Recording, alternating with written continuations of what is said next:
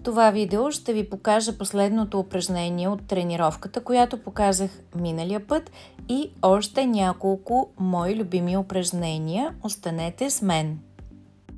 И следващото, последно упражнение, сядаме на петите. Между другото, тук краката може да са събрани, може и да са разтворени, без значение. Тук също така можем много хубаво да се разтегнем. Можем само да дишаме коремно, след което да включим и кегел упражненията, като можем да включим каквито искаме. Повърхностни, дълбоки, задържане. Сега, например, ще включим 5 дълбоки кегел упражнения. Стягаме до 5. Можем ето така да се отпуснем напълно. С ръцете ще показвам. Стягаме 1, 2, 3, 4, 5. Отпускаме 1, 2, 3, 4, 5. Стягаме 1, 2, 3, 4, 5. Отпускаме 1, 2, 3, 4, 5. Стягаме 1, 2, 3, 4, 5. Отпускаме 1, 2, 3, 4, 5. Стягаме 1, 2, 3, 4, 5. Отпускаме 1, 2, 3, 4, 5. 1, 2, 3, 4, 5.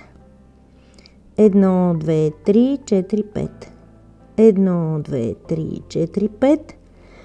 1, 2, 3, 4, 5. 1, 2, 3, 4, 5.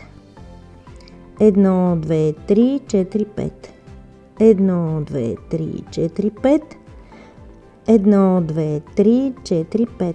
Преминаваме към упражненията, които съм подготвила за днес. Любимите ми упражнения в поза седнала пеперуда. Естествено ще вградим различни видове кегел упражнения. За пореден път ви казвам, най-качественото кегел упражнение се учавате с помощта на тренажора за тазово дъно Вагитон лазер, но задължително с моите 2 видео тренировки. Тези упражнения са за малко по-напреднали. Загряваме с махане крилцата на пеперудата. Знаете, важно е винаги таза и гърба да са в една линия, т.е. гърба да е добре изправен, таза да е в неутрално положение, да нямаме чупки в кръста. Загряваме, в момента получаваме максимален приток на кръв в областта на тазовото дъно. А това е изключително важно, едно, за здравето на органите в малкия таз и второ, за вашата чувствителност, чувственост, сексуална енергия и либидо. И така можем да загряваме 30 секунди, 1 минута. Сега започваме да включваме кегел упражненията.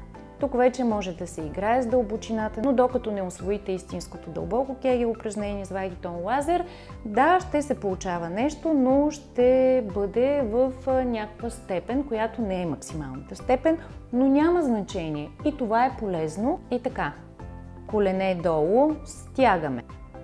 Колене горе, отпускаме. Стягаме тазово дъно, отпускаме, стягаме, отпускаме. Свикваме с координацията. Упражнението може да се прави и по обратния начин, но по този начин е много по-ефективно. 10 повторения, който иска може да направи само 5. Между другото, тези упражнения може да направите набързо, преди полов акт с вашия партньор, за да може кръвта да дойде тук в областта на малкия таз, да загреете предварително, за да имате по-добра чувствителност. Следващото упражнение, което можем да направим е да стегнем хубаво, дълбоко, кегел упражнение да направим. Стягаме хубаво от сфинктерите нагоре, навътре и назад. Фокус в ануса и държим 30 секунди до 1 минута, като през това време махаме с крилата. Махаме, махаме, махаме.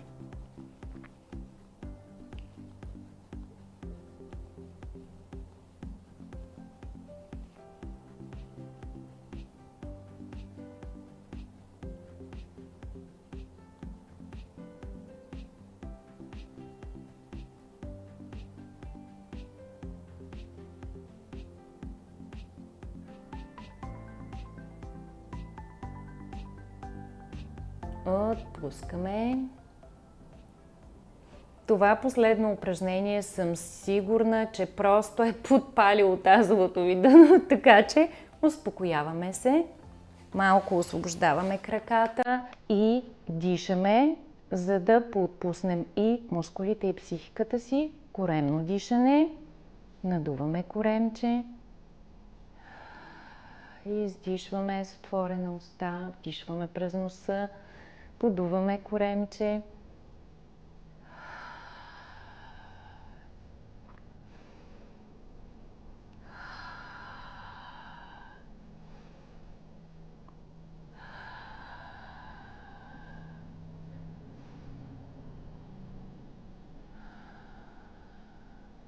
Сега опитваме да вдишваме примерно до 4, а да издишваме до 8.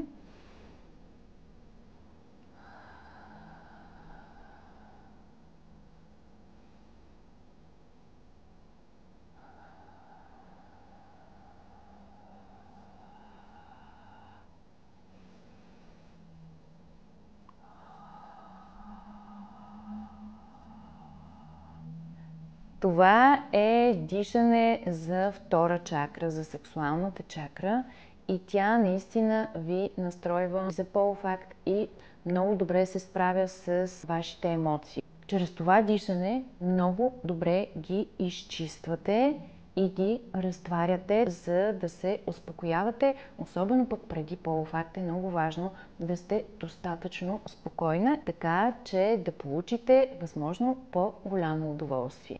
А това е в основата на вашите щастливи взаимоотношения. При гимнастиката за тазовото дъно мога да кажа, че е важен фокуса в правилно изпълнение на кегел упражнението, т.е. качеството, и в редовното изпълнение. Особено в началото, когато трябва да натрупате качества на мускулите на тазовото дъно. Заповядайте в онлайн магазина ми fittingteam.bg, здобивайте се с тренировките ми тренажера Вагитон Лазер и просто не мислете повече за тазово дъно, просто ще обезгрижите всичките си проблеми, да не говоря, че ще си наместите хормоните, лицето ви ще сияе максимално дълго в времето. Красотата на лицето също е свързана с хормоните. Естествено всичко в тялото е свързано. Тази енергия, която се генерира с тези тренировки, е изключително важна за жената и не само за нейния мъж, за нейното дете. Просто не знам какво още мислите.